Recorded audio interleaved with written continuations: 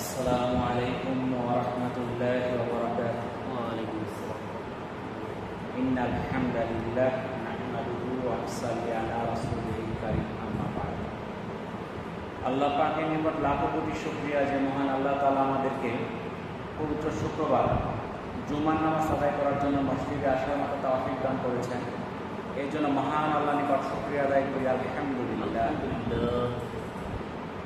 আজ পবিত্র রবিউল আউয়াল মাসের শেষ শুক্রবার 25 তারিখ।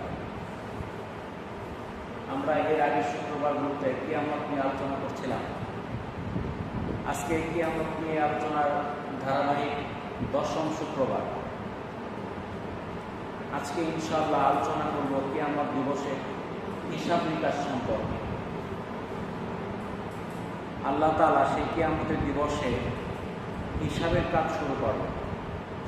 সূরা আর-রহমানের 31 নম্বর আয়াতে আল্লাহ তাআলা বলেন, হে মানুষ ও জিন, শীঘ্রই আমি তোমাদের প্রতি হিসাব নিকাশের জন্য মনোনিবেশ করব।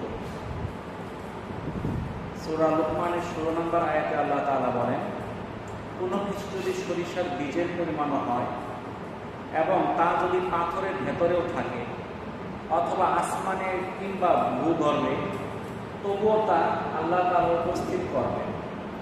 নিশ্চয়ই আল্লাহ তাআলা সূক্ষ্মদর্শী ও সম্যক অবহিত। অর্থাৎ সরিষার পরিমাণ জিনিসেরও আল্লাহ তাআলা সেই দিন হিসাব নেবেন। সূরা আম্বিয়ার 47 নম্বর আয়াতে আল্লাহ তাআলা বলেন, আমি কিয়ামতের দিন ন্যায় বিচারের মানদণ্ড স্থাপন করব, সুতরাং কারো প্রতি কোনো অবিচার করা হবে না। অতঃপর কারো কর্ম যদি তিল পরিমাণ ওজনেরও হয় তবুও তা উপস্থিত করব। জেনে রেখো, হিসাব গ্রহণকারী রূপে আমি যথেষ্ট। অর্থাৎ হিসাব গ্রহণের ক্ষেত্রে আল্লাহ তাআলাই যথেষ্ট, আর কোনো কিছুর প্রয়োজন নাই। হিসাবের আওতার বাইরে কেউ যেতে পারবে না। আমরা তো অনেকে গোপনে অনেক কিছু করি যেন কেউ না দেখে, কিন্তু কোনো হিসাবই আওতার বাইরে যাবে না। সূরা আর-রহমানের 33 নম্বর আয়াতে আল্লাহ তাআলা বলেন, হে জিন ও মানব জাতি, আকাশমণ্ডলী ও পৃথিবীর সীমা হতে যদি তোমরা বের হতে সক্ষম হও তবে বের হয়ে যাও, কিন্তু আল্লাহর ক্ষমতা ছাড়া তোমরা তা তো অতিক্রম করতে পারবে না। অর্থাৎ মানুষদেরকে বলতেছে, তোমাদের যদি সাধ্য থাকে, ক্ষমতা থাকে, এই পৃথিবীর সীমা থেকে বের হয়ে যাও। এখন পৃথিবীর সীমা থেকে বাইরে যেতে পারবেন? জায়গা আছে? তাহলে আল্লাহ যদি সেই ক্ষমতা না দেয় তাহলে কেউ অতিক্রম করতে সেটা পারবে না। আর সেই ভয়াবহ দিনে প্রশ্ন করার জন্য সবাইকে থামানো হবে। সূরা আস-সাফফাতের 24 নম্বর আয়াতে আল্লাহ তাআলা বলেন, আর তাদেরকে থামাও, অবশ্যই তাদেরকে প্রশ্ন করা হবে। শুধু মানুষ না, নবীদেরকেও প্রশ্ন করা হবে। আমরা তো মনে করি শুধু আমরা গুনাহগার পাপী, আমরাই প্রশ্ন করা হবে। এই প্রশ্ন থেকে নবীরাও বাঁচবে না। সূরা আরাফের 6 নম্বর আয়াতে আল্লাহ তাআলা বলেন, অতঃপর যাদের নিকট রাসূল প্রেরণ করা হয়েছিল অবশ্যই আমি তাদেরকে জিজ্ঞাসিত করব এবং রাসূলদেরকেও জিজ্ঞাসা করব।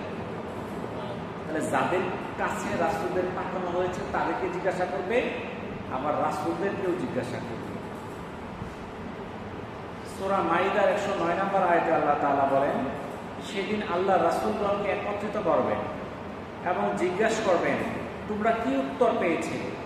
তখন তারা বলবে, এই বিষয়ে আমাদের কোনো জ্ঞান নাই, আপনি তো অদৃশ্য বিষয়ে সম্যক পরিজ্ঞাত। সেদিন সকল বিষয়ে সকল নিয়ামতের হিসাব গ্রহণ করা হবে। আমরা এই যে দুনিয়ার মধ্যে কত রকম নিয়ামত আল্লাহ তাআলা আমাদেরকে দিচ্ছে, কিন্তু আমরা তো শুকরিয়া আদায় করি। খালি বলে অভাব, আমার এটা নাই ওটা নাই, আমরা শুধু নায়ের মধ্যে আছি। কিন্তু আল্লাহ তাআলা যে আমাদের কি কি নিয়ামত দিয়ে দুনিয়ার মধ্যে পাঠাইছে, এই নিয়ামতগুলোর প্রতি লক্ষ্য করি। আমাদের দেহের দিকে তাকাই, এই যে আমাদের চক্ষু একটা নিয়ামত, কর্ম একটা নিয়ামত, জিহ্বা একটা নিয়ামত।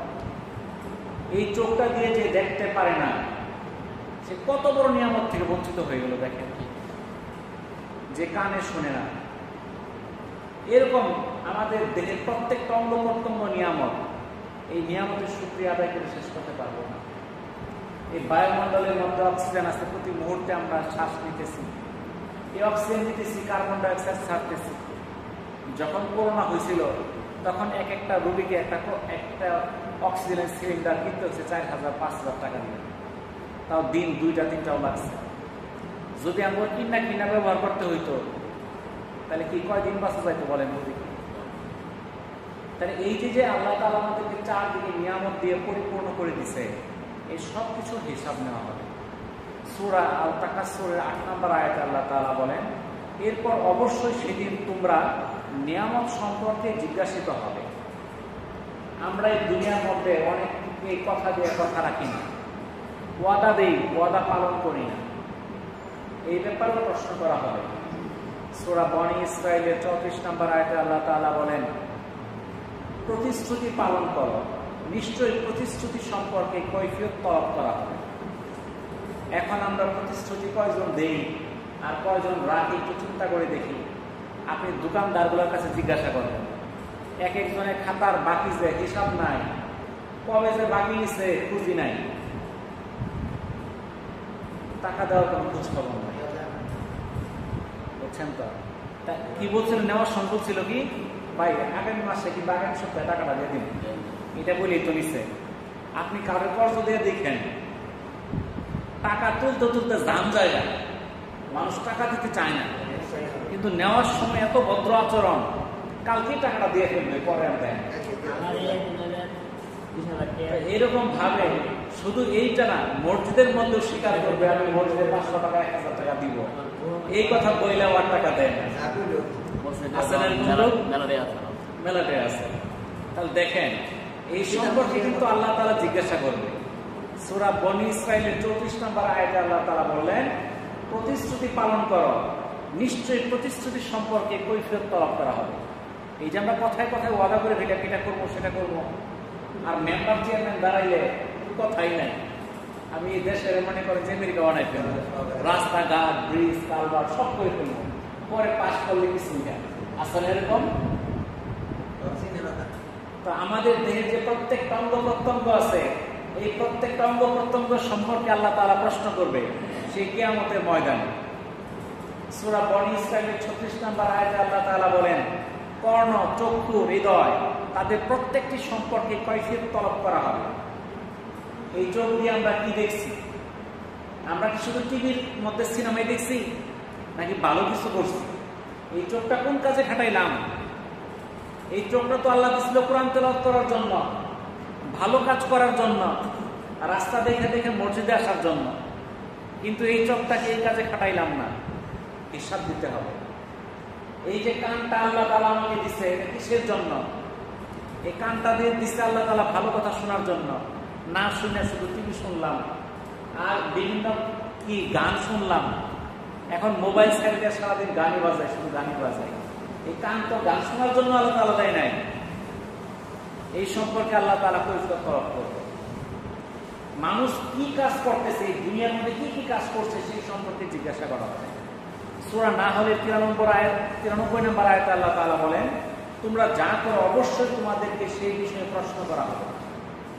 আমরা এটা মনে করার কারণ নাই আমি মারা গেলে আমি যেই কাজগুলো করছি এগুলো সম্পর্কে জিজ্ঞাসিত হব না, আল্লাহ আমাকে মাফ করে দিবে। মাফ করবে, ঠিক আছে, আল্লাহ তাআলা গাফফার, আল্লাহ তাআলা মাফ করবে, হিসাব নিকাশ নিয়ে তারপরে আগেই ছেড়ে দিবে না। আপনি একটা আসামি যদি জেলখানায় বন্দী হয়, তার বিরুদ্ধে অভিযোগ থাকে, তার বিরুদ্ধে সাক্ষী যায়, বিভিন্ন কিছু যায়, পরে শেষে মাফ করে দেয়, ছাইড়াও দেয়, জেলও হয়, নির্দোষ প্রমাণিত হয়, কিন্তু বিচার শেষে কিন্তু ফলাফল, বিচার কিন্তু আগে হবে। তাহলে আমাদেরকে কিন্তু জিজ্ঞাসা করবে আল্লাহ তাআলা, ভালো করছি না মন্দ করছি, কি কাজ করছি সেই সম্পর্কে জিজ্ঞাসা করা হবে। এই যে আল কোরআন সর্বশ্রেষ্ঠ গ্রন্থ আমাদেরকে আল্লাহ তাআলা দিল, এর উপরে আমল করছি কিনা এই সম্পর্কেও জিজ্ঞাসা করা হবে। আমরা এগুলো বিশ্বাস করি না, যদি বিশ্বাস করতাম তাহলে কোরআনকে আমরা এইভাবে দূরে ঠেলে রাখতাম না। কোরআনকে আমরা তেলাওয়াত করি না, কোরআনের অর্থ বুঝি না, কোরআন সম্পর্কে আমরা আলোচনা করি, আলোচনা শুনি না, সে আলোচনাটা বাস্তব জীবনে প্রয়োগ করার চেষ্টা করি না। সূরা যুখরুফের 44 নম্বর আয়াতে আল্লাহ তাআলা বলেন, নিশ্চয়ই এটা কোরআন তোমার ও তোমার সম্প্রদায়ের জন্য উপদেশাবলী, সুতরাং অচিরেই তোমাদেরকে এই বিষয়ে প্রশ্ন করা হবে। তাহলে এই কোরআন উপদেশ হিসেবে আমাদেরকে আল্লাহ তাআলা দিছে, আমি সেটা পায়া কি করলাম এই সম্পর্কে জিজ্ঞাসা করা হবে। তো যারা অপরাধী তাদেরকে সেই অপরাধ সম্পর্কে জিজ্ঞাসা করা হবে। সূরা বাকারার 134 নম্বর আয়াতে আল্লাহ তাআলা বলেন, ওরা একটা দল ছিল যা অতীত হয়ে গেছে, তারা যা অর্জন করেছিল তা তাদের জন্য এবং তোমরা যা অর্জন করেছ তোমাদের জন্য, আর তারা যা করে গেছে তার জন্য তোমরা জিজ্ঞাসিত হবে না। অর্থাৎ আমলগুলা যার জন্য, অন্যজনে যে আমল করছে সেটা তার জন্য, আমি যেটা করতেছি সেটা আমার জন্য, যার আমল। এই জন্য আমরা অনেকে মসজিদের দানের ক্ষেত্রে বলি আমার ভাইয়ে দিয়ে দিচ্ছে, বাপে দিয়ে দিচ্ছে। ছেলে যদি সাবালক হয় ছেলের দিতে হবো, বাপের দিতে হবো। হজ যদি ফরজ হয় বাপের ফরজ দিলে বাপের করতে হবো, ছেলের ফরজ হলে ছেলের করতে হবো। এমন না ছেলের ফরজ হয়েছে বাপের হজ করাইলো, 500 বার করাইলো, নিজেটা আদায় হবে না, নিজেটা নিজেরই করতে হবে। দান করা যদি পিতার উপরে ওয়াজিব হয়, ফরজ হয়, পিতা দান করবে। সন্তানের উপরে ফরজ হলে সন্তান করবে। কুরবানি করবেন, কুরবানি যদি পিতার উপর ওয়াজিব হয় পিতা কুরবানি করবে, যদি সন্তানের উপর ওয়াজিব হয় সন্তান করবে। আমাদের তো একজন করলেই চলে, পাড়া গোষ্ঠী শুদ্ধাই চলে নাকি বলেন? এমন ফ্যামিলি আছে ওই ঘরের মধ্যে 10 জনেরই ওয়াজিব হয়েছে কোরবানি দেওয়া, আছে এরকম? আছে না? কিন্তু দেখা যায় আমরাও দেন যেরকম ওই রকম, পার্থক্য নাই, পার্থক্য নাই। যার সম্পদ কম ওইও যাবে, যার বেশি ওইও দেয়। আপনি ধান তুলতে যাবেন, আপনিও দিচ্ছেন 4 ধরা, যার দাম হচ্ছে 200 মন ওই দিচ্ছে 4 ধরা, তার কি পার্থক্য হইল? এই সম্পর্কে জিজ্ঞাসা করা। সূরা সাবার 25 নম্বর আয়াতে আল্লাহ তাআলা বলেন, বলো আমরা যে অপরাধ করেছি সেই জন্য তোমরা জিজ্ঞাসিত হবে না, এবং তোমরা যা করো তার জন্য আমরাও জিজ্ঞাসিত হব। যার হিসাব নেওয়া হবে তাকে আযাব দেওয়া হবে, তাকে হিসাব নেওয়া হবে। এই যে আল্লাহ তাআলা আমরা এই দুনিয়ার মধ্যে যে কাজ করতেছি আমাদেরকে প্রশ্ন করবে হিসাব নিয়ে। হিসাবে যাদেরকে আটকায় ফেলবে তার বাঁচার উপায় নাই, আর যাদেরকে ছাইরা দিবে তারাই মুক্তি পাবে। আর যে আল্লাহ তাআলা হিসাব নেয়, কোনখানো হিসাব দিয়ে দুনিয়ার মধ্যে একটা মানুষের পক্ষে সম্ভব না জান্নাতে যাওয়া, সম্ভব না। আব্দুল্লাহ ইবনে আবু মুলাইকা রাহিমাহুল্লাহ থেকে বর্ণিত, তিনি বলেন, নবী করিম সাল্লাল্লাহু আলাইহি সাল্লামের স্ত্রী আম্মা জান আয়েশা রাদিয়াল্লাহু তাআলা আনহার অভ্যাস ছিল, তিনি কোনো কিছু শুনলে না বুঝে আসা পর্যন্ত বারবার জিজ্ঞাসা করতেন। যতক্ষণ না বুঝতেন ততক্ষণ জিজ্ঞাসাই করতেন।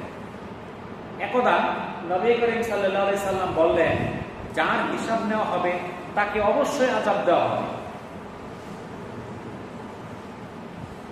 আম্মা জান আয়েশা রাদিয়াল্লাহু তাআলা আনহা বললেন, আল্লাহ কি বলেননি অত্যন্ত সহজ হিসাব নেওয়া হবে?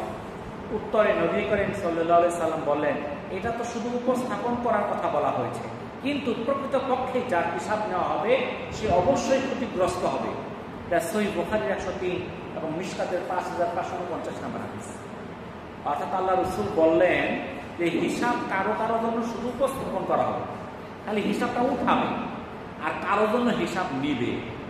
যাদের হিসাব নিবে তারা নিশ্চিত আযাবে পতিত হবে, তাদের হিসাব কঠিন হবে। আর যাদের হিসাব উঠাই শেষ, খালি হিসাব করলো খতিয়ান তুললা, যাও তোমাকে ছেড়ে দিলাম, বেঁচে গেল। যার হিসাব শুরু হয়ে গেল সেই ক্ষতিগ্রস্ত হয়ে যাবে। অপরাধীদের বিরুদ্ধে সাক্ষী দাঁড় করানো হবে। এই দুনিয়ার মধ্যে অপরাধ করলে সাক্ষী পাওয়া যায় না। দেখবেন যারা মার্ডার করছে, ওর সাক্ষী আছে, অনেকে আছে দেখছে, কিন্তু যায় বলে না। বললে হুমকি ধমকি, তার উপরে ক্ষতি করবে। সে মানুষ একটা মার্ডার করতে আরেকজন করতেও পারে, ভয়ে বলে না, কিংবা টাকা দিয়ে চুপ করে ফেলায়। তাহলে দুনিয়ার মধ্যে যারা প্রভাব প্রতিপত্তি আছে, ক্ষমতা আছে, অন্যায় কাজ করলেও তাদের বিচার হয় না, কারণ তাদের শাস্তি দেওয়ার মতো লোক নাই, সাক্ষী নাই। সাক্ষী ছাড়া তো কোনো বিচার হয় না। আদালতে গেছে, সাক্ষী নাই, তার কেমনি বিচার করবে? খালাস পায়ে যাইতেছে। কিন্তু আল্লাহর সেই হাসরের ময়দানে সেদিন কিন্তু সাক্ষী থাকবে। সেদিন সাক্ষীর কিন্তু কোনো ভয় থাকবে না, কোনো হুমকি থাকবে না, কোনো হুমকি থাকবে না। সূরা নাহলের 90 নম্বর আয়াতে আল্লাহ তাআলা বলেন, সেদিন আমি প্রত্যেক সম্প্রদায়ের মধ্য হতে তাদের বিষয়ে একজন সাক্ষী প্রবর্তিত করব এবং তোমাদেরকে এদের উপর সাক্ষী হিসেবে উপস্থিত করব। সূরা নিসার 41 নম্বর আয়াতে আল্লাহ তাআলা বলেন, যখন আমি প্রত্যেক উম্মতের হতে একজন করে সাক্ষী উপস্থিত করব এবং তোমাকে তাদের বিরুদ্ধে সাক্ষী হিসেবে উপস্থিত করব, তখন কি অবস্থা হবে? তখন কি অবস্থা হবে আমাদের প্রশ্ন করতেছে আল্লাহ তাআলা। যখন সাক্ষীরা আমাদের বিরুদ্ধে প্রশ্ন, আমাদের অভিযোগগুলো দায়ের করবে, এই কাজ তোমরা দুনিয়াতে করছ, ঠিকই কিন্তু আমাদের হিসাব দিতে হবে।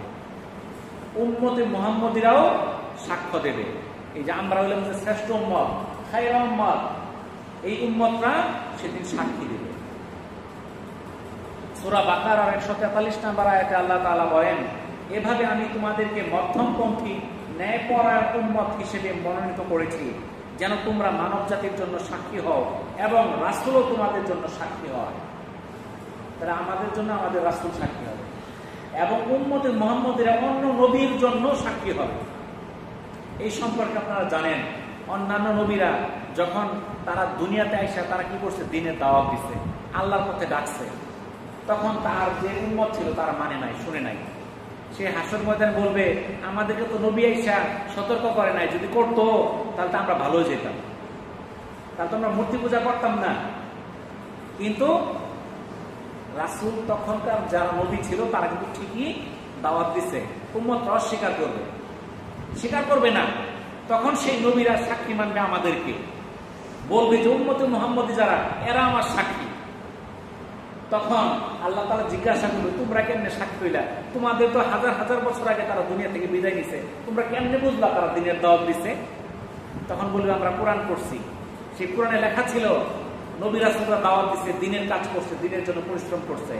তারা মিথ্যার কথা বলতেছে, তারা অস্বীকার করতেছে, তারা বলতেছে দাওয়াত দেয় নাই। আসলে আমরা কোরআনে জানতে পারছি তারা দাওয়াত দিছে, তখন তাদের সাক্ষীকে গ্রহণ করা হবে। আবু সাঈদ খুদরী রাদিয়াল্লাহু তাআলা আনহু থেকে বর্ণিত, তিনি বলেন, রাসূলুল্লাহ সাল্লাল্লাহু আলাইহি সাল্লাম বলেছেন, কিয়ামতের দিন নূহ আলাইহিস সালামকে হাজির করে জিজ্ঞাসা করা হবে, আপনি কি দ্বীনের দাওয়াত পৌঁছে দিয়েছেন? উত্তরে তিনি বলবেন, হ্যাঁ আমার প্রতিপালক। তখন তার উম্মতকে জিজ্ঞাসা করা হবে, তোমাদের কাছে নূহ আলাইহিস সালাম কি দ্বীনের দাওয়াত পৌঁছে দিয়েছে? উত্তরে তারা বলবে, না, নূহ আলাইহিস সালাম আমাদের কাছে আসে নাই, কোনো সতর্ককারী আমাদের কাছে আসে নাই। তখন নূহ আলাইহিস সালামকে বলা হবে, তোমার দাবির সপক্ষে কোনো সাক্ষী আছে কি? তিনি বলবেন, মুহাম্মদ সাল্লাল্লাহু আলাইহি সাল্লাম এবং তার উম্মতগণ আমার সাক্ষী। রাসূলুল্লাহ সাল্লাল্লাহু আলাইহি সাল্লাম বলেন, অতঃপর তোমাদেরকে নিয়ে হাজির করা হবে এবং তোমরা তার পক্ষে সাক্ষী দিবে। এরপর রাসূলুল্লাহ সাল্লাল্লাহু আলাইহি সাল্লাম আয়াত তিলাওয়াত করেন, যার অর্থ, এভাবেই আল্লাহ তোমাদেরকে মধ্যমপন্থী জাতি হিসেবে মনোনীত করেছেন, যেন তোমরা মানব জাতির জন্য সাক্ষী হতে পারো এবং রাসূলুল্লাহ সাল্লাল্লাহু আলাইহি সাল্লামও তোমাদের সাক্ষী হবেন। এই হাদিসটা আসছে সহিহ বুখারী 7349 নম্বর হাদিস। তাহলে উম্মতে মুহাম্মদী কত মর্যাদা বুঝছেন তো? তার নবীদের পক্ষেও সাক্ষী দিবে, ফেরেশতারাও সেদিন সাক্ষী দিবে। সূরা কফের 21 নম্বর আয়াতে আল্লাহ তাআলা বলেন, সেদিন প্রত্যেক ব্যক্তি উপস্থিত হবে, তার সাথে থাকবে চালক এবং সাক্ষী। অর্থাৎ এই সাক্ষী সেদিন অভাব থাকবে না। আমরা দুনিয়ার মধ্যে হয়তো সাক্ষী পাওয়া আমাদের জন্য কঠিন, সাক্ষী মিল করা যায় না, কিন্তু হাসর ময়দানে প্রত্যেকটা কর্মের জন্য সাক্ষী থাকবে। সাক্ষীগুলো শুধু মানুষ হবে এমন কোনো কথা না, আমার দেহের অঙ্গ প্রত্যঙ্গগুলো সাক্ষী হবে। আমাদের দেহের যে অঙ্গ প্রত্যঙ্গ, হাত, পা, চোখ, কান, প্রত্যেকটা অঙ্গ প্রত্যঙ্গ সাক্ষী দিবে। সূরা নূরের 24 নম্বর আয়াতে আল্লাহ তাআলা বলেন, সেদিন তাদের জিহ্বা, তাদের হাত, তাদের পা, তাদের কৃতকর্ম সমূহ সম্পর্কে সাক্ষ্য দিবে। এই জিহ্বা তখন সাক্ষ্য দিবে, এই জিহ্বা দিয়ে তুমি মিথ্যা কথা বলছ, মিথ্যা ওয়াদা করেছ, গালমন্দ করেছ, মানুষের হক নষ্ট করেছ, এই সাক্ষী দিবে জিহ্বা। হাতে সাক্ষী দিবে, এই হাত দিয়ে কি কি অপকর্ম করেছ, এই হাত দিয়ে কি অন্যায় করেছ, অপর উপর হাত উঠাইছ, অপর সম্পদ লুণ্ঠন করছ, চুরি করছ, ছিনতাই করছ, কি কি করছ, সব এই হাত বলে দিবে। এই পা বলে দিবে, এই পা দিয়ে তুমি কোথায় গেছ, তুমি গান শুনতে গেছ, তুমি নাটক শুনতে গেছ, তুমি কোথায় গেছ, তুমি চুরি করতে গেছো না ভালো কাজ করতে গেছ, তুমি মসজিদে গেছ না মন্দিরে গেছ, তা আল্লাহ তাআলার কাছে সেই পা প্রশ্ন করবে। তাহলে এই সম্পর্কে আমাদের সাক্ষী দিবে, এই আমাদের হাত পাই সাক্ষী দিবে, আমি মসজিদে গেছি না মন্দিরে গেছি, না ভালো কাজে গেছি না মন্দের কাজে গেছি, সেই সম্পর্কে সাক্ষী দিবে। সূরা ইয়াসিনের 65 নম্বর আয়াতে আল্লাহ তাআলা বলেন, আজ আমি তাদের মুখে মোহর মেরে দেব, অতঃপর তাদের হাত আমার সাথে কথা বলবে এবং তারা যা করতো সেই সম্পর্কে তাদের পাও সাক্ষী দিবে। আমাদের মুখের মধ্যে মোহর লাগাই দেওয়া হবে, আমরা কথা বলতে পারবো না, আমাদের হাত কথা বলবে, আমাদের পা কথা বলবে, সাক্ষী দিবে আমি ভালো করছি না মন্দ করছি। সময় থাকতে এই হাত পাকে সাক্ষী বানান ভালো কাজের জন্য, মন্দ কাজের জন্য না। সূরা হামিমের 19 থেকে 23 নম্বর আয়াতে আল্লাহ তাআলা বলেন, সেদিন আল্লাহর শত্রুদেরকে জাহান্নামের দিকে সমবেত করা হবে, অতঃপর তাদেরকে বিভিন্ন দলে হাঁকিয়ে নিয়ে যাওয়া হবে। পরিশেষে যখন তারা জাহান্নামের সন্নিকটে পৌঁছাবে, তখন তাদের চক্ষু, কর্ণ ও ত্বক তাদের কৃতকর্ম সম্বন্ধে তাদের বিরুদ্ধে সাক্ষী দিবে। জাহান্নামীরা তাদের ত্বককে জিজ্ঞাসা করবে, তোমরা আমাদের বিরুদ্ধে কেন সাক্ষী দিচ্ছ? উত্তর তারা বলবে, আল্লাহ আমাদেরকে বাকশক্তি দিয়েছেন, যিনি সবকিছুকে বাকশক্তি দিয়ে থাকেন, আর তিনি তোমাদেরকে প্রথমবার সৃষ্টি করেছেন এবং তোমরা তার নিকট প্রত্যাবর্তিত হবে, তোমরা তো কোনো কিছুই গোপন করতে না। এই বিশ্বাসে যে তোমাদের চক্ষু, কর্ণ, ত্বক তোমাদের বিরুদ্ধে সাক্ষী দিবে না। উপরন্তু তোমরা মনে করতে যে তোমরা যা করতে তার অনেক কিছুই আল্লাহ তাআলা জানেন না। মূলত তোমাদের প্রতিপালক সম্বন্ধে তোমাদের এই ধারণা তোমাদেরকে ধ্বংসের দিকে ফিরিয়ে দিয়েছে, ফলে তোমরা ক্ষতিগ্রস্তদের অন্তর্ভুক্ত হয়ে গেছ। তাহলে সেই দিন যখন পাপীদের হাত, পা, চোখ, কান এগুলো যখন তাদের বিরুদ্ধে সাক্ষী দিবে, তখন তাকে বলবে, তোমরা আমার বিরুদ্ধে সাক্ষী দিচ্ছ কেন? কেন সাক্ষী দিচ্ছ? তখন সে বলবে, তুমি যে কাজগুলো করছো সেগুলো তো গোপন ছিল না, আমরা তো সবই প্রত্যক্ষ করেছি। তোমরা মনে করতা তোমরা যে কাজগুলো করেছ, যে অপকর্মগুলো করেছ, এগুলো আল্লাহ তাআলা দেখতেছে না, কিন্তু আল্লাহ তো সূক্ষ্মদর্শী, সবগুলো বিষয় দেখেছেন। আর তোমাদের এই মিথ্যা ধারণার কারণে আজ তোমরা ধ্বংসের মুখে পতিত হয়েছ, তোমরা ক্ষতিগ্রস্তদের অন্তর্ভুক্ত হয়েছ। আমরা এই বিষয়গুলোকে চিন্তা করে দেখি। আনাস ইবনে মালিক রাদিয়াল্লাহু তাআলা আনহু থেকে বর্ণিত, তিনি বলেন, একদা আমরা রাসূলুল্লাহ সাল্লাল্লাহু আলাইহি সাল্লামের নিকট পৌঁছলাম। এই সময় হঠাৎ তিনি হেসে দিলেন, তারপর বললেন, তোমরা কি জানো আমি কেন হাসলাম? আল্লাহ রাসূল বললেন, তোমরা কি জানো? তোমরা কি জানো যে আমি কেন হাসলাম? আমরা বললাম, এই সম্পর্কে আল্লাহ তার রাসূলই ভালো জানেন। অতঃপর রাসূলুল্লাহ সাল্লাল্লাহু আলাইহি সাল্লাম বললেন, বান্দা তার রবের সঙ্গে কথা বলবে, এজন্য হাসলাম। আল্লাহ রাসূল কি জন্য হাসলেন? বান্দা তার রবের সাথে যে কথা বলবে এই জন্য হাসলাম। বান্দা বলবে, হে আমার প্রতিপালক, তুমি কি আমাকে অত্যাচার হতে মুক্ত করনি? আল্লাহ তাআলা বলবেন, হ্যাঁ। এরপর বান্দা বলবে, আমি আমার ব্যাপারে স্বীয় সাক্ষ্য ছাড়া আর কারো সাক্ষ্য হওয়াকে বৈধ মনে করি না। তখন আল্লাহ তাআলা বলবেন, আজ তুমি নিজেই তোমার সাক্ষী হওয়ার জন্য যথেষ্ট, সম্মানিত কিরামান কাতিবিন যথেষ্ট। তারপর বান্দার জবান বন্ধ করে দেওয়া হবে এবং তার অঙ্গ প্রত্যঙ্গকে কথা বলার জন্য নির্দেশ প্রদান করা হবে। তখন তারা তার সমস্ত আমল সম্পর্কে বলে দিবে, ফলে বান্দার মধ্যে ও বান্দার কথার মধ্যে সকল বিষয় স্পষ্ট হয়ে যাবে। তারপর পুনরায় বান্দাকে কথা বলার অনুমতি দেওয়া হবে। তারপর পুনরায় বান্দাকে যখন কথা বলার অনুমতি দেওয়া হবে, তখন বান্দা তার অঙ্গ প্রত্যঙ্গকে উদ্দেশ্য করে বলবে, অভিসম্পাদ তোমাদের প্রতি, তোমরা দূর হয়ে যাও, আমি তো তোমাদের জন্য বিবাদ করেছিলাম। এটা সহিহ মুসলিমের ৭৬২৯, সহিহ ইবনে হিব্বানের ৭৩৫৮ নম্বর হাদিস। অর্থাৎ সেই দিন, সেই বিচার দিবসে আল্লাহ তাআলা আমাদেরকে প্রশ্ন করবে। সেই প্রশ্নটা শুনে আল্লাহ রাসূল হাসলেন। কি প্রশ্ন? বান্দা বলবে, হে আমার প্রতিপালক, তুমি কি আমাকে অত্যাচার থেকে মুক্ত করনি? তখন আল্লাহ তাআলা বলবেন, হ্যাঁ। এরপর বান্দা বলবে, আমি আমার ব্যাপারে স্বীয় সাক্ষ্য ছাড়া অন্য কারো সাক্ষ্য বৈধ বলে মনে করি না। তখন আমরা কি করবো? আমার সাক্ষী আমারই দিব, অন্য কোনো সাক্ষী দরকার নাই, কারণ আমার সাক্ষী আমি কিন্তু ভালোই কমু, মন্দরই কমু না। কি বলেন? কিন্তু তখন এটা গ্রহণযোগ্য হবে না। কিরামান কাতিবিন আমাদের কাঁধের মধ্যে বৈশা আছে, কোথায় কি করতেছি সব লিখতেছে, সব লেখা হইতেছে ডকুমেন্ট। আপনি এক কাজ করতেছেন সেটা লেখা হইতেছে, একটা মন্দ কাজ করতেছেন সেটাও লেখা হইতেছে। সে আমলনামা প্রকাশ হয়ে যাবে। আমার হাত পা জবান খুলে দেওয়া হবে, তারা সাক্ষী দিবে। আমরা তখন এই হাত পাকে অভিশাপ দিব, আমরা কি করব? অভিসম্পাদ দিব। আমরা বলবো, এই তোমার জন্য তো আমরা পরিশ্রম করছি, আর তুমি আমার বিরুদ্ধে সাক্ষী দিতেছ।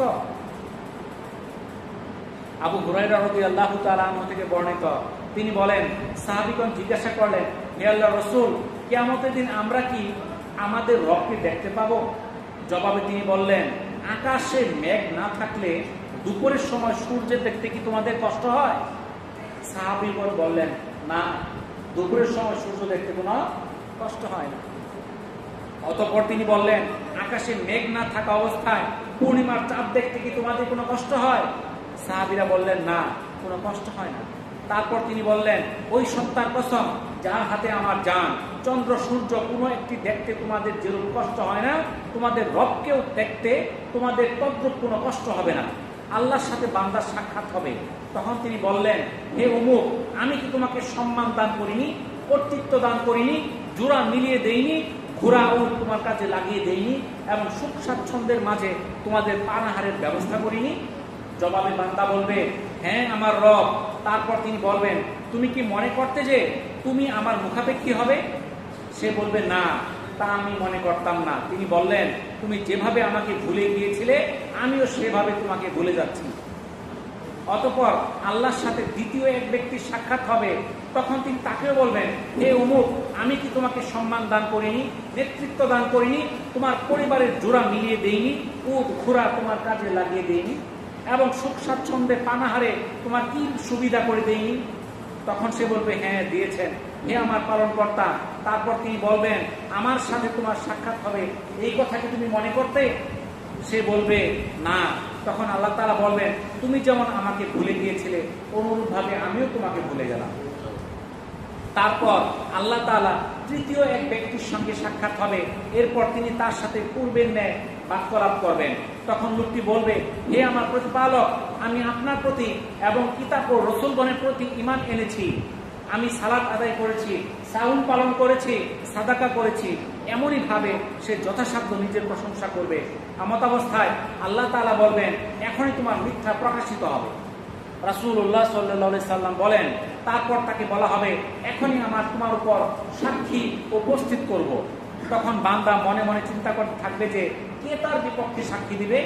তখন তার জবান খুলে দেওয়া হবে, তার জবান বন্ধ করে দেওয়া হবে, তার উরু, গুস্ত এবং হাড়কে বলা হবে, তোমরা কথা বলো। তার জবানকে বন্ধ করে দিয়ে তার হাড়, গুস্ত এগুলোকে জবান খুলে দেওয়া হবে। ফলে তার উরু, গুস্ত এবং হাড় তার আমলের ব্যাপারে বলতে থাকবে। এই ব্যবস্থা এজন্য করা হবে যেন আত্মপক্ষ সমর্থন করার আর কোনো সুযোগ অবশিষ্ট না থাকে। আর এই ব্যক্তি হচ্ছে মুনাফিক, যার প্রতি আল্লাহ তাআলা অসন্তুষ্ট। এটা সহিহ মুসলিমের 7628 নম্বর হাদিস।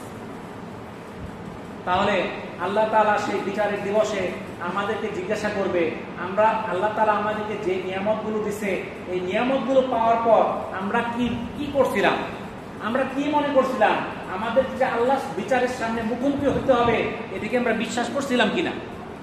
এখন তো আপনারা সবাই বলেন, হ্যাঁ বিশ্বাস করছি। যদি বিশ্বাস করেন তাহলে মন্দ কাজ করেন কে? কম দেখি। যে বিশ্বাস করবে আল্লাহ তাআলার সামনে আমার বিচারের সম্মুখীন হতে হবে, সে মন্দ কাজ করতে পারে না, সে চুরি করতে পারে না, সে ওজনে কম দিতে পারে না, মানুষের কাছে টাকা কর্জ নিয়ে মাইরে দিতে পারে না, মানুষের হক নষ্ট করতে পারে না, তার দ্বারা কোনো মন্দ কাজ হতে পারে না। তাহলে যেহেতু আমি মন্দ কাজ করি, আমি অপরের হক নষ্ট করি, তাহলে আমি ওটা বিশ্বাস করি না। আমাকে যে আল্লাহর সামনে হিসাবের মুখোমুখি হতে হবে সেটা আমি বিশ্বাস করি না, এই জন্য আমি মন্দ কাজ করতেছি। সেই দিন আল্লাহ তাআলা বলবে, তুমি যেইভাবে দুনিয়াতে আমাকে ভুলে গেছিলে, আজকে আমি তোমাকে ভুলে গেলাম, যাও তুমি জাহান্নামে যাও। আরেক দল আইসা বলবে, আরেক দল বলবে, আমি দুনিয়াতে নামাজ পড়ছি, রোজা রাখছি, সাদকা করছি, ভালো ভালো কাজ করছি। তখন আল্লাহ তাআলা বলবে, তোমার জন্য সাক্ষী উপস্থিত করা হবে। সে ডানে বামে তাকায় দেখবে, তুমি এখানে কারা সাক্ষী দিবে? তো সাক্ষী কারো দেখতেছি না। তখন তার জবানটা বন্ধ হয়ে যাবে, তার হাত, পা, চর্ম এগুলো সাক্ষী দিতে থাকবে, তার বলার কোনো উপায় থাকবে না। সূরা জিলজালের 4 এবং 5 নম্বর আয়াতে আল্লাহ তাআলা বলেন, যেদিন পৃথিবী তার বৃত্তান্ত বর্ণনা করবে, কেননা আপন পালনকর্তা তার আদেশ পালন করবেন, পাপীরা নিজেরাই নিজেদের বিরুদ্ধে সাক্ষী দিবে।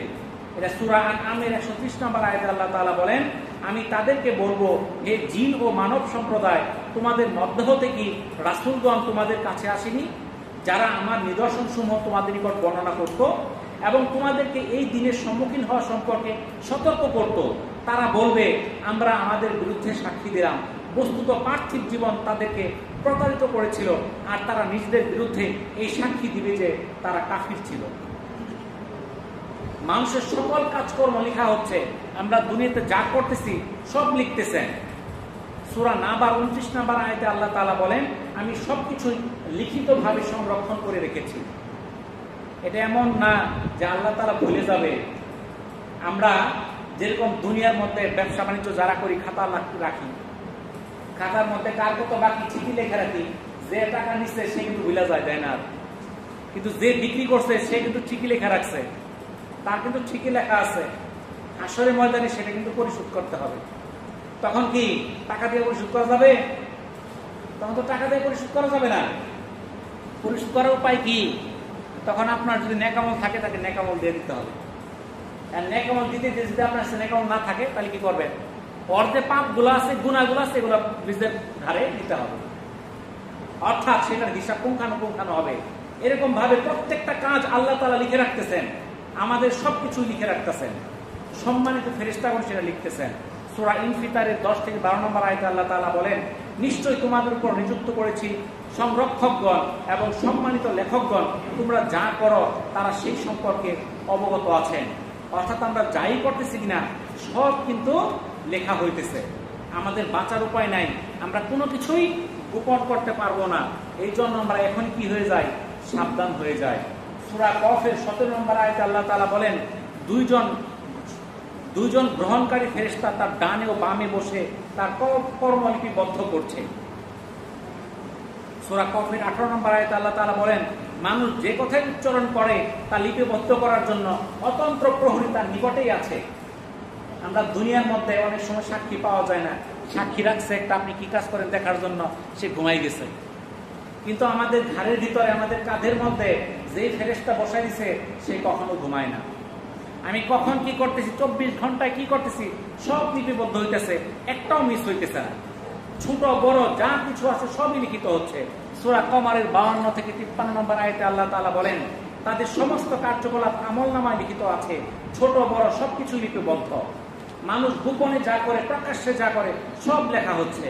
সূরা যুখরুফের 80 নম্বর আয়াতে আল্লাহ তাআলা বলেন, তারা কি মনে করে যে আমি তাদের বিষয়ে, তাদের গোপন বিষয় ও তাদের কারাকারি বিষয়গুলোর খবর রাখি না? হ্যাঁ, অবশ্যই রাখি। আমার ফেরেশতারা তাদের নিকট থেকে সবকিছু লিপিবদ্ধ করে রাখছে। তাহলে আমরা মনে করতেছি আমরা গোপনে কানে কানে কোনো কথা বললে বা কোনো কাজ করলে বা কোনো কুযুক্তি করলে হয়তো আল্লাহ শুনবে না। আছে না এরকম কানে কানে কথা বলি? তো আল্লাহ তাআলা সেগুলো শুনতেছেন, সেগুলো লিপিবদ্ধ হইতেছে। সূরা ইউনূসের 21 নম্বর আয়াতে আল্লাহ তাআলা বলেন, তোমরা যে অপকৌশল করো অবশ্যই তা আমার ফেরেশতাগণ লিখে রাখে। আমরা যে বিভিন্ন অপকর্মগুলো করি, বিভিন্ন কুকৌশলগুলো করি, এগুলো কিন্তু ফেরেশতারা লিখতেছে। এগুলো আমাদের খেয়াল রাখতে হবে। যখন আমরা মন্দ কাজ করতে যাই এই বিষয়গুলো মনে রাখি। এগুলো কোরআনে আল্লাহ তাআলা বলে দিছে। কোরআন তো আমরা পড়ি না, এটা আমরা সাজায় রাখার জন্য রাখছি আর দান করার জন্য রাখছি। কোরআন শুধু কি না শুধু মসজিদে দান করি, এটা শুধু দান করার জন্য দেওয়া হয় নাই, এটা পড়ার জন্য দেওয়া হয়েছে, বোঝার জন্য দেওয়া হয়েছে, আমল করার জন্য দেওয়া হয়েছে। বোঝা গেল? মানুষের প্রতিটি ক্রিয়া, প্রতিটি কৃতকর্মের প্রতিক্রিয়াও লেখা হয়। প্রতিক্রিয়া বুঝেন? একটা কাজ সামনে হয়েছে, আপনি দেখছেন, আপনার প্রতিক্রিয়াটা কি হয়েছে এই সম্পর্কে জিজ্ঞাসিত হবে। সামনে মুসলমানদের উপর অত্যাচার হইতেছে, নির্যাতন হইতেছে, আপনি দেখলেন, দেখে আপনার প্রতিক্রিয়া কি ছিল, আপনার মনের অবস্থাটা কি ছিল সেটাও লেখা হবে। সূরা ইয়াসিনের 12 নম্বর আয়াতে আল্লাহ তাআলা বলেন, আমি লিপিবদ্ধ করে রাখি যা তারা পূর্বে প্রেরণ করে এবং যা তারা পশ্চাতে রেখে যায়। আমি প্রত্যেক বিষয় স্পষ্ট কিতাবে সংরক্ষণ করে রেখেছি। নেককারদের আমলনামা থাকবে ইয়াল্লিনে। সূরা মুতাফফিফিনের 18 থেকে 21 নম্বর আয়াতে আল্লাহ তাআলা বলেন, নিশ্চয় পুণ্যবানদের আমলনামা থাকবে ইল্লিনে। তুমি কি জানো ইল্লিন কি? তা হচ্ছে লিখিত কিতাব। আল্লাহ সান্নিধ্য প্রাপ্ত ফেরেশতারা তা প্রত্যক্ষ করবে। আর পাপীদের আমলনামা থাকবে সিজ্জিনে। সূরা মুতাফফিফিনের 7 থেকে 9 নম্বর আয়াতে আল্লাহ তাআলা বলেন, কখনোই না, নিশ্চয়ই পাপাচারীদের আমলনামা থাকবে সিজ্জিনে। সিজ্জিন কি তা কি তুমি জানো? তা হচ্ছে লিখিত কিতাব। তাহলে মুমিনদের আমলনামা থাকবে এক জায়গায়, পাপীদের আমলনামা থাকবে আরেক জায়গায়। তাই জায়গায় তো ভিন্ন। মুমিনদের আমলনামা থাকবে ইল্লিনে আর পাপীদের আমলনামা সিজ্জিনে। যাদের আমল নামা ইল্লিনে, তাদের হিসাব খালি উঠাবে আর হিসাব শেষ, উঠাবে আর শেষ। আর যাদের আমল নামা থাকবে সিজ্জিনে, তাদের হিসাব দিতে দিতে দিতে তার ঘাম ছুটে যাবে, সে প্রশ্নের উত্তর দিতে দিতে সে ক্লান্ত হয়ে পড়বে। সূরা তাকবীরের 10 নম্বর আয়াতে আল্লাহ তাআলা বলেন, যখন আমল নামা সমূহ প্রকাশ করা হবে। সূরা বনী ইসরাঈলের 13 নম্বর আয়াতে আল্লাহ তাআলা বলেন, কিয়ামতের দিন আমি তার জন্য বের করব এক কিতাব, যা সে পাবে উন্মুক্ত অবস্থায়। তাহলে আমাদের যে আমল নামা কিতাব সামনে কিন্তু প্রকাশ হয়ে যাবে, খুলে যাবে। আমরা প্রকাশ্য অবস্থায় দেখব মানুষকে তাদের আমল নামার দাম ধরে ধরে ডাকা হবে। সূরা জাসিয়ার 28 নম্বর আয়াতে আল্লাহ তাআলা বলেন, প্রত্যেক সম্প্রদায়কে তাদের আমল নামার দিকে আহ্বান করা হবে, বলা হবে আজ তোমাদেরকে তারই বিনিময় দেওয়া হবে যা তোমরা করতে। আমল নামায় সঠিকভাবে তুলে ধরা হবে, কোনো মত পার্থক্য করা হবে না। সূরা জাসিয়ার 29 নম্বর আয়াতে আল্লাহ তাআলা বলেন, এটা হলো আমার কিতাব, এটা তোমাদের বিরুদ্ধে সাক্ষী দিবে সঠিকভাবে তোমরা যা করতে, অবশ্যই আমি তা লিপিবদ্ধ করেছিলাম। সূরা বনী ইসরাঈলের 14 নম্বর আয়াতে আল্লাহ তাআলা বলেন, আমল নামা করে মানুষ নিজেই নিজের হিসাব বুঝে ফেলবে। সূরা বনী ইসরাঈলের 14 নম্বর আয়াতে আল্লাহ তাআলা বলেন, তুমি তোমার কিতাব পাঠ করো, আজ তুমি তোমার নিজেই তোমার হিসাবের জন্য যথেষ্ট। আল্লাহ তাআলা কি বলতেছেন? তুমি তোমার কিতাব পাঠ করো, আজ তুমি নিজেই তোমার হিসাব নিকাশের জন্য তুমি নিজেই যথেষ্ট। অন্য কারো দরকার নাই, আমার হিসাব নিকাশ সামনে খুলে দেওয়া হবে, আমি দেখতে পারবো আমি কি কি করছি। সেদিন পাপীরা আমল নামা দেখে ভয় পাবে এবং পরিত্যাগ করবে। সূরা কাহাফের 49 নম্বর আয়াতে আল্লাহ তাআলা বলেন, আমল নামা উপস্থিত করা হবে এবং তাতে যা উপস্থিত আছে, আমল নামা উপস্থিত করা হবে এবং তাতে যা লিপিবদ্ধ আছে, তার কারণে অপরাধীদেরকে আতঙ্কগ্রস্ত অবস্থায় দেখতে পাবে। তারা বলবে, হায় দুর্ভাগ্য আমাদের, এটা কেমন গ্রন্থ যা ছোট বড় কোনো কিছুই বাদ দেয় না, বরং তার সবকিছুই হিসাব রেখেছে। তারা তাদের কৃতকর্ম সম্মুখে উপস্থিত পাবে এবং তারা তোমার প্রতিপালক কারো উপর জুলুম করেন না। সেদিন আল্লাহ তাআলা আমাদের উপর কোনো জুলুম করবেন না, আমরা দুনিয়াতে যা করেছি সেটারই হিসাব নেওয়া হবে। আব্দুল্লাহ ইবনে আমর ইবনে আস রাদিয়াল্লাহু তাআলা আনহু থেকে বর্ণিত, তিনি বলেন, রাসূলুল্লাহ সাল্লাল্লাহু আলাইহি সাল্লাম বলেছেন, কিয়ামতের দিন এমন এক ব্যক্তিকে জনসম্মুখে উপস্থিত করা হবে, যার আমলনামা খোলা হবে 99 খণ্ডে এবং প্রতিটি খণ্ড বিস্তীর্ণ হবে দৃষ্টির সীমা বরাবর। অতঃপর আল্লাহ তাআলা তাকে জিজ্ঞাসা করবেন, তুমি এর কোনটিকে অস্বীকার করতে পারবে? অথবা আমার লেখক ফেরেশতাগণ কি তোমার প্রতি কোনো জুলুম করেছে? সে বলবে, না হে আমার প্রতিপালক। তারপর আল্লাহ তাআলা জিজ্ঞাসা করবেন, তবে কি তোমার পক্ষ হতে কোনো উজর পেশ করবে? সে বলবে, না হে আমার প্রভু। তখন আল্লাহ তাআলা বলবেন, হ্যাঁ, তোমার একটি নেকি আমার নিকট রক্ষিত আছে, তুমি নিশ্চিত জেনে রাখো আজ তোমার প্রতি কোনো জুলুম বা অবিচার করা হবে না।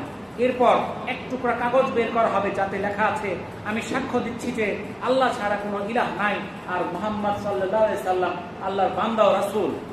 অতঃপর আল্লাহ তাকে বলবেন, তোমার আমলের ওজন দেখার জন্য উপস্থিত হও। তখন সে বলবে, হে আমার প্রতিপালক, ওই সমস্ত বিরাট বিরাট খাতার মোকাবেলায় এই এক টুকরা কাগজের মূল্যই বা কি আছে? তখন আল্লাহ তাআলা বলবেন, তোমার উপর কোনো অবিচার করা হবে না। নবী সাল্লাল্লাহু আলাইহি সাল্লাম বলেন, অতঃপর ওই সমস্ত খাতাগুলো পাল্লার এক জায়গায় রাখা হবে এবং কাগজের টুকরাখানি আরেক পাল্লাতে রাখা হবে। তখন এই খাতাগুলো, বিশাল বিশাল খাতাগুলোর পাল্লাটা হালকা হয়ে উঠে যাবে আর সেই কাগজটি অনেক ভারী হয়ে নিচের দিকে ছুটতে থাকবে। সুতরাং আল্লাহর নামের ন্যায় অন্য কোনো জিনিস এত ওজনদার হতে পারে না। এটা তিরমিজির 2639 নম্বর হাদিস।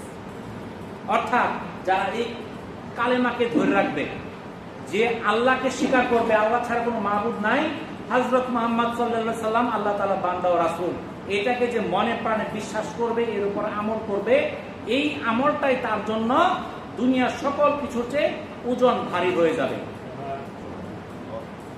সেই দিন যাদের আমল নামা ডান হাতে আসবে, সূরা বনী ইসরাঈল 71 নম্বর আয়াতে আল্লাহ তাআলা বলেন, ডান হাতে আমল নামা প্রাপ্ত ব্যক্তিরা নিজেদের আমল নামা পাঠ করবে।